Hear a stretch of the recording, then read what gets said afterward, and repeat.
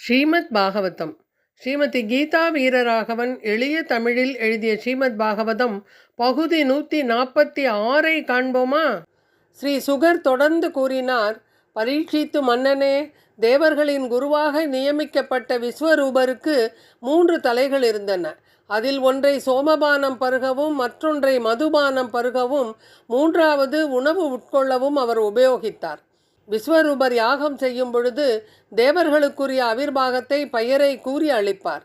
அவர் தேவர்களின் பெயரால் வேள்வி தீயில் நெய்யை வார்த்த போதிலும் அசுரர்கள் அவரது தாய்வழி உறவினர்கள் என்பதால் அவர் தேவர்களுக்கு தெரியாமல் அசுரர்களுக்கும் அவிர்வாகத்தை அளித்தார்.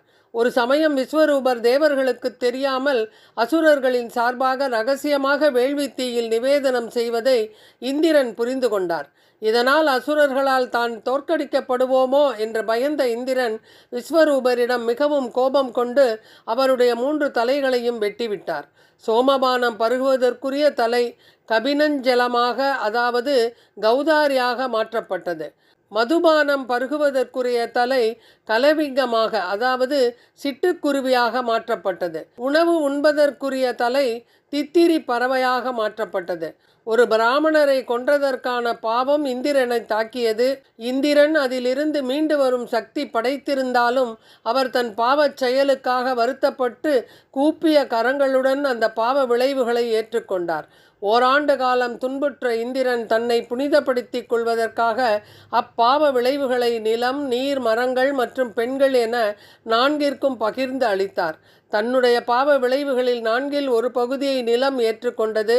அதற்கு கைமாறாக இந்திரன் பூமியின் பிளவுபட்ட பகுதிகள் மூடிக்கொள்ளும் வரத்தை அளித்தார். பாலைவனங்கள் பூமியின் நோய்வாய்ப்பட்ட நிலையின் அறிகுறிகள் என்பதால் அங்கு மங்களகரமான வேத சடங்குகள் செய்யப்படுவதில்லை. அந்த பாலைவனங்களில் வாழ்பவர்கள் ஒரு பிராமணரை கொன்றதற்கான பாவ விளைவுகளை பகிர்ந்து கொள்கின்றனர். மரத்தின் கிளைகளும் இலைகளும் வெட்டப்பட்டால் அவை மீண்டும் வளரும் என்ற இந்திரன் மரத்திற்கு வரம் தந்தார்.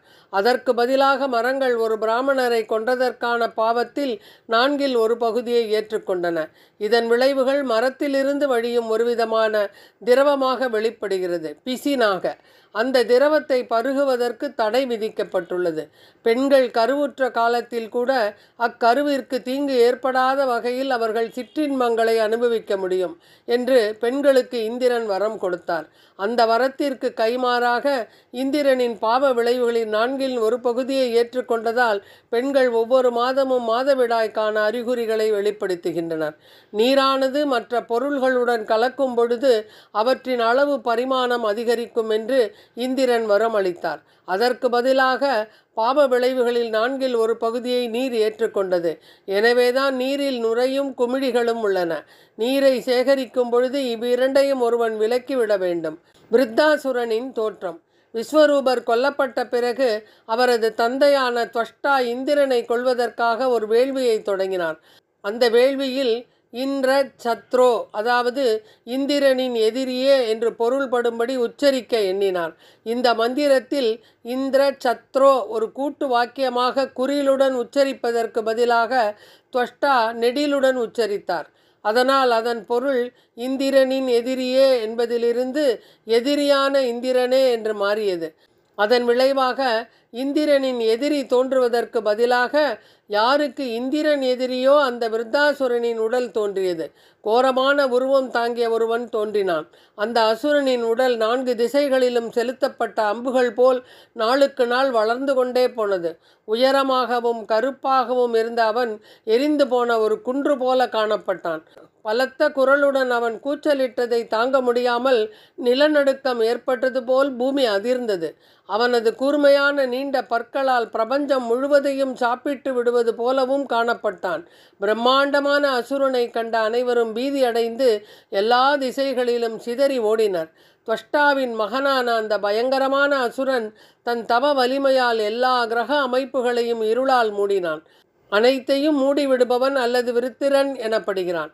தேவர்கள் அந்த அசுரனை தாக்க முயன்ற பொழுது அவர்களுடைய ஆயுதங்களை எல்லாம் ருத்ராசுரன் விழுங்கிவிட்டான். அசுரனின் வளத்தைக் கண்டு ஆச்சரியமும் ஏமாற்றமும் உற்ற தேவர்கள் பரமபுருஷ பகவான் நாராயணனை வழிபட்டனர். எல்லோருடைய இதயத்திலும் பரமாத்மாவாக விளங்கும் பகவானின் நாமங்களை கூறி வழிபட்டனர். தேவர்களுடைய பிரார்த்தனையை கேட்டு பரமபுருஷ பகவான் என்ன செய்தார்? இதனை ஸ்ரீமத் பாகவதம் பகுதி 147 காண்போமா? நன்றி, வணக்கம்.